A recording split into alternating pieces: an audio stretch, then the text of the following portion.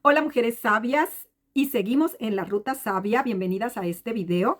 Y en este video te voy a explicar todo lo que tienes que saber acerca de las hormonas.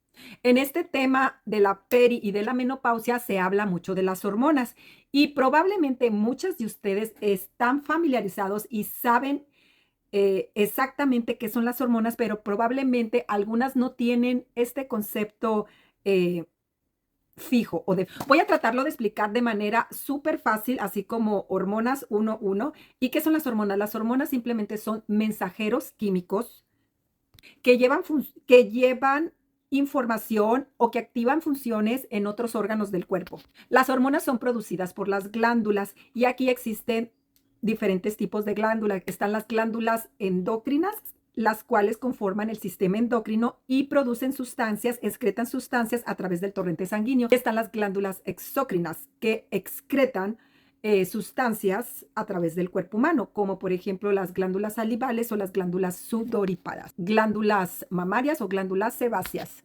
Cada una de estas hormonas tiene un trabajo en específico y trabajan en armonía con otras hormonas.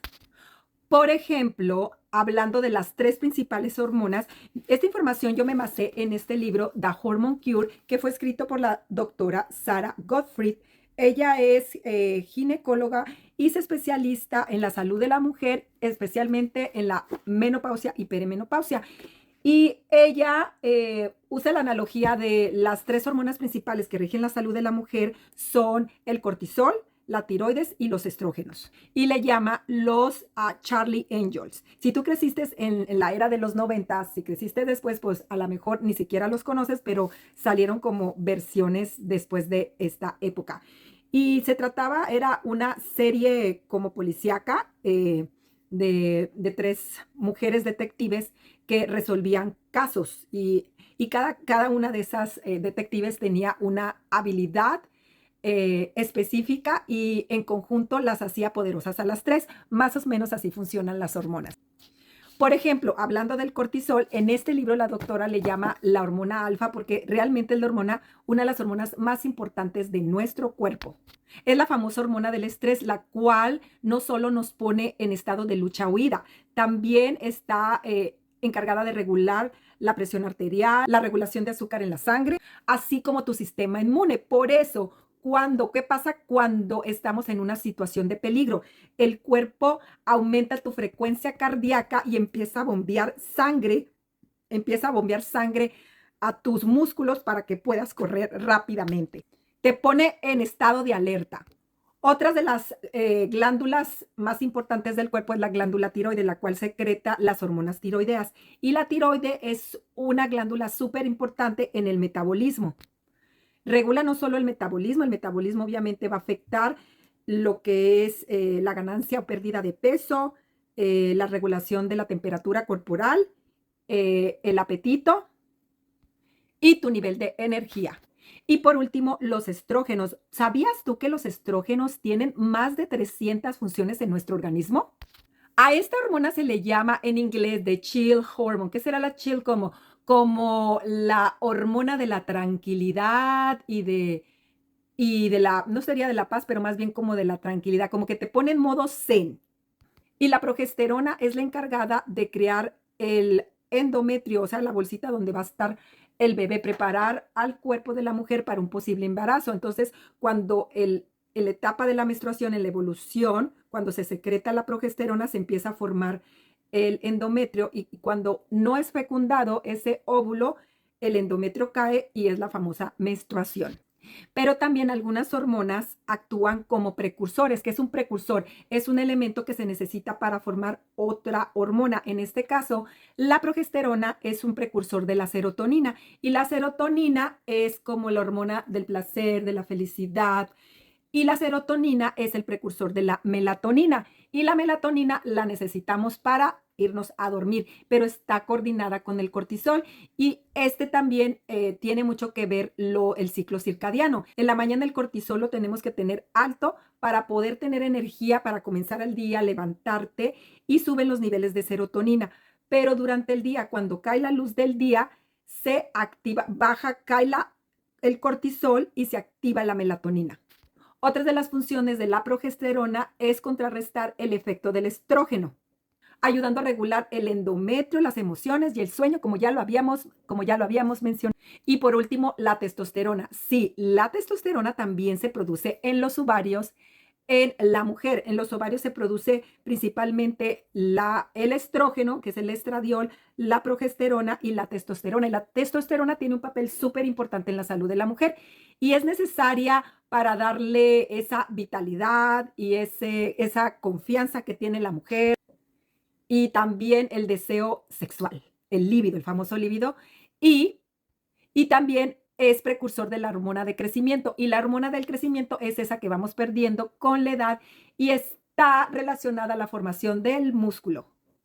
Ok, y así es como funcionan las hormonas. Hagan de cuenta que las hormonas son como llaves. Entonces, cada llave abre diferentes puertas y estas puertas van a ser los receptores. En el caso, por ejemplo, de la progesterona, vamos a poner el ejemplo de la insulina, que es el ejemplo que se maneja más. Entonces, la llave para abrir la puerta de la célula para que la glucosa entre se llama insulina, pero si el receptor está ocupado o tiene resistencia, está cerrado, pues esa puerta no se va a abrir, no va a poder entrar el azúcar y por eso se queda el azúcar circulante y se llama resistencia a la insulina, porque hay una resistencia a abrir esa cerradura. Pues te quiero platicar que también existe y está documentado, existen múltiples hormonas que producen resistencias, como el cortisol, la progesterona y la glándula tiroides. ¿Y qué pasa? Cuando en situaciones de mucho estrés se sabe que el estrés es secuestrador de hormonas. Entonces, cuando la persona está sometida a mucho estrés, en el cuerpo tenemos diferentes receptores de estrógeno, de progesterona, de tiroides, de diferentes hormonas.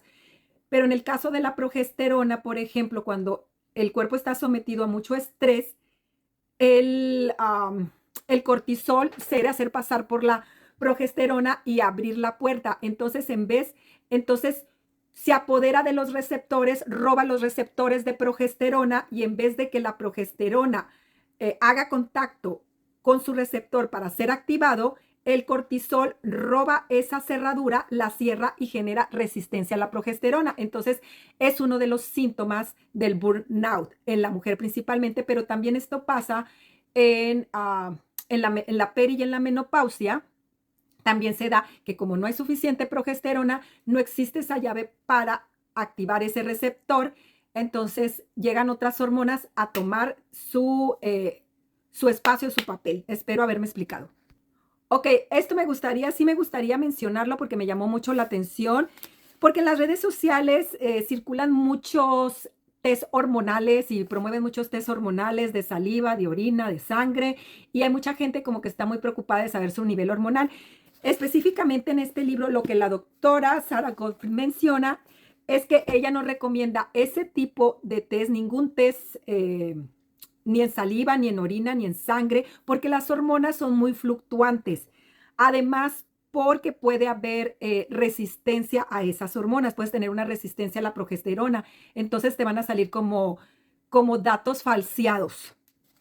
Debido a la resistencia hormonal, a veces lo que sienten no reflejan los laboratorios, lo que hay en sangre, en orina o en saliva. La mayoría de las hormonas tienen núcleos celulares.